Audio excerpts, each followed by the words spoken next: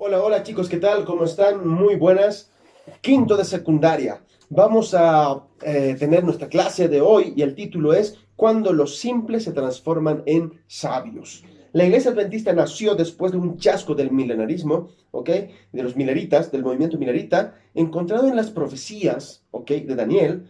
La razón de su existencia, hombres, mujeres, sencillos, fueron pioneros de este movimiento. Entonces, en las profecías de la Biblia tenía que haber un pueblo remanente, un pueblo que naciera. En Apocalipsis nos muestra, en Daniel también nos muestra, etcétera. Y pues tenía que nacer en algún momento de la historia. Por lo tanto, hay un libro, el Apocalipsis, que es la revelación, ¿ok? El capítulo 10, en el cual hay un versículo paradójico, el cual dice de esta manera, le dice el profeta Juan, ¿no? Y dice, vas a leer, tienes que comer este libro y tienes que comer el cual resulta dulce en tu boca y amargo en tu estómago. Entonces, ¿qué significa esto? Todo el contexto bíblico indica que se está anticipando una experiencia de su iglesia. Ojo, que en el comienzo sería muy agradable, pero con el pasar del tiempo produciría mucha tristeza. ¿Qué ocurrió? El movimiento milerita empezó a estudiar, Guillermo Miller estudió la Biblia y otras personas, y pues fecharon la segunda venida de Cristo, leyeron 2300 tardes y mañanas y el santuario era purificado. O sea, que Cristo iba a venir, sí, Cristo va a venir, y hacen todas las cuentas, los fechajes, y dicen, el 22 de octubre de 1844, Cristo va a venir, así que tenemos que prepararnos.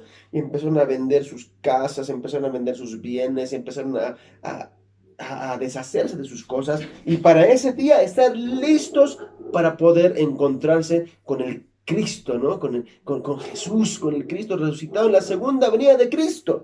Por lo tanto, este movimiento milerita pasó una experiencia terrible. ¿Por qué? Porque se llenaron de frustración, de amargura, de tristeza y de llanto total, dice la historia. ¿Por qué? Porque ya pasó la medianoche, el 22 de octubre de 1844 y Cristo nunca vino. Entonces, ¿qué ha pasado? ¿Por qué? ¿Dónde está la profecía? Todos empezaron a preguntarse, ¿no? Entonces, ¿había acaso algún error de los cálculos? ¿Por qué había ocurrido esto? ¿Acaso la Biblia se está equivocando? Y se empezaron a preguntar. Hubo un par de respuestas. Una de las respuestas que dijeron es esta, ¿no? Fueron especialmente aquellos que habían aceptado, ok, el mensaje solamente por emoción y dijeron, no, entonces estamos chasqueados y pues bueno, no vino, ni modo, dicen, ¿no? Ya, les da igual. Pero otros, dice, consideraron que la segunda venida de Cristo se había producido efectivamente, pero en forma espiritual y no en forma presencial, ¿ok? Corporal. Otros, tercero, llegaron a la conclusión de que en esta fecha no había ocurrido nada. O sea, estaban equivocados, toda una farsa. Pero había un cuarto grupo que tuvo una reacción distinta. Y este cuarto grupo, basado en la fe y en las profecías bíblicas que habían estudiado, dice uno de sus líderes llamado Hiram Edson, que era un granjero, como la mayoría, se había caracterizado por su fervor, por su generosidad, y había venido a una de las granjas que poseía para ayudar en la predicación. Entonces vendió sus granjas para ayudar en la predicación. En una de sus granjas lo convirtió en una iglesia para la reunión. Entonces en la noche del 22 de octubre se encontraron con un grupo de creyentes esperando a Cristo, y como no ocurrió nada, entonces lloró toda la noche hasta la madrugada, dice, y pues luego se convenció de que debía haber más iluminación de Dios, que esto no, la Biblia no podía estar equivocado, algo ocurrió. Entonces se retiró, dice, con algunos creyentes al galpón más cercano y allí oraron fervientemente, ayunaron, alabaron, clamaron y pidieron ayuda a Dios. Y luego junto a nuestro maestro de escuela llamado Owen Crozier, que era un médico, y Harm se fueron a visitar a otros creyentes, ¿ok? Para poder animarlos, para poder decirles que vamos a descubrir, no sé, algo está pasando aquí, ¿no? Y mientras cruzaban el campo en su caminata, meditando, sucedió algo muy interesante. Edson repentinamente tuvo una iluminación. Vio el cielo abierto y Cristo pasando del lugar santo al lugar santísimo, en el santuario celestial. Te preguntarás ahora, ¿Hiram Edson es un profeta? ¿Tuvo acaso una visión? ninguno de los dos. ¿Qué es lo que pasó? Fue una iluminación. ¿Y qué es una iluminación? Una iluminación es cuando hay una acción especial del Espíritu Santo que ilumina tu mente, que te da comprensión sobre algo que tú estás estudiando y te da una amplitud de pensamiento y te hace entender lo que tal vez tú no puedes entender de manera adecuada, que está escrito en la Biblia, o sea, las Sagradas Escrituras. Y ellos habían estudiado la segunda venida de Cristo, las profecías de día por año, 2300 tardes y mañanas, y pues Cristo no vino, estaban chasqueados. Y es en ese momento cuando el Espíritu Santo lo iluminó y le dijo, mira, no, o sea, no, Cristo no va a venir. Y la profecía significa que Jesús está pasando del lugar santo al lugar santísimo, en el santuario celestial. ¿Y esto qué significa?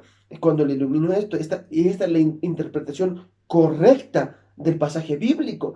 Por lo tanto, luego abrieron la Biblia al azar, ¿no? Y justamente el libro de Hebreos 9 y 10 habla acerca de un Cristo que es mediador en el santuario celestial.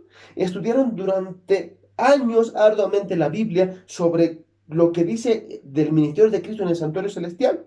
Y bueno, llegaron a un tiempo en el cual también comprendieron Daniel 8:14 y pues entendieron que Cristo no iba a venir a la tierra, sino que Cristo estaba pasando en el lugar santo al lugar santísimo en el cielo, en la purificación, en el santuario. Cristo no había de venir.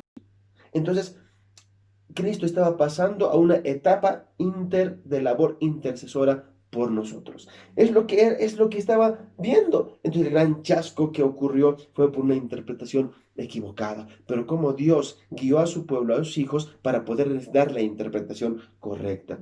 Entonces, felices de ese hallazgo, decidieron cumplir con lo que dice la profecía de Daniel, Apocalipsis 10:11. Es necesario que profetices otra vez, dice, sobre muchos pueblos, naciones, lenguas y reyes. Y en 1846, después de que investigaron la Biblia, Owen Crozier escribió un artículo sobre el santuario, y pues empezaron a distribuir, ¿verdad? Este movimiento milerita empezó a crecer. Entonces los profetas no se hacen, son llamados. Y Dios no llamó, por ejemplo, a Nostradamus, San Malaquías, los cuales divulgaron profecías, entre comillas, que ocurrieron algunos episodios significativos en la tierra, por ejemplo, las Torres Gemelas de Estados Unidos, el fin del milenio y etcétera. Pero no, nosotros no, por la muerte de Juan Pablo II y su sucesor, pero nosotros en realidad esas profecías no tienen sentido porque simplemente son predicciones.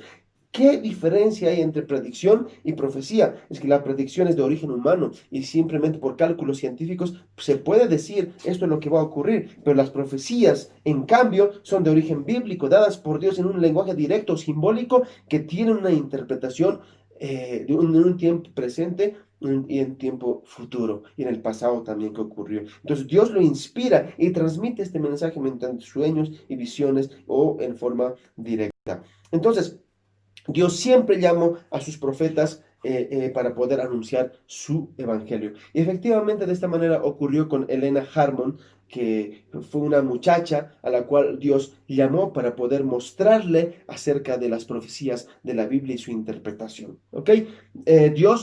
Muchas personas se preguntan, pero ¿por qué una mujer? Y siempre fueron varones. Dios no distingue el sexo en este asunto, ya que la Biblia menciona a varias mujeres en el Antiguo Testamento que también tuvieron el don profético. De esta manera nosotros podemos ver que cómo comprobó que se suspendería esta cuestión de lo que es la profecía, muchas personas. Pero nosotros vemos que en toda la historia, como cuando Ellen White recibía las visiones, dice que a veces dejaba de respirar, pero su corazón estaba latiendo, y a veces por horas, y Dios le reveló muchas cuestiones sobre la palabra de Dios y del tiempo futuro del Apocalipsis y estas cosas, ¿no?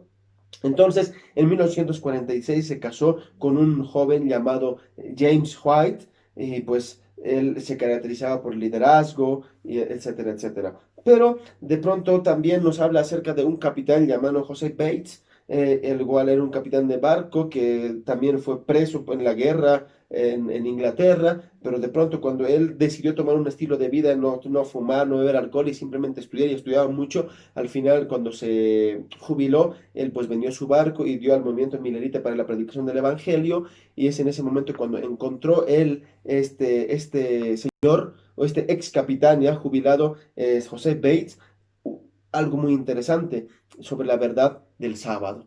Él toda su vida había pensado que el domingo era el día de adoración, pero ahora él estaba encontrando en la Biblia una sorpresa, una verdad que no conocía, que el día sagrado era el sábado. Entonces, de esta manera, él escribió un folleto, dice, el séptimo día del sábado, una señal perpetua. O sea, su propósito de vida ahora era adorar al Señor y pues difundir esta predicación del sábado. Y nuevamente escribió otro libro, un folleto, dice, el sello de Dios viviente. O sea, Bates se identificó el sábado como el sello de Dios. El sábado se tornó importante, no solamente era para los judíos, sino que para todo el mundo, y lo estableció, dice Dios, en la creación. Nosotros sabemos eso del Génesis, y José Bates descubrió eso y empezó a predicar. De pronto dice, cuando Ellen White y su esposo estaban en uno de sus viajes misioneros, de pronto se encontraron con Bates, y Bates les habló acerca de la verdad del sábado. Pero dice, por poco lo persuaden, Ellen y su esposo,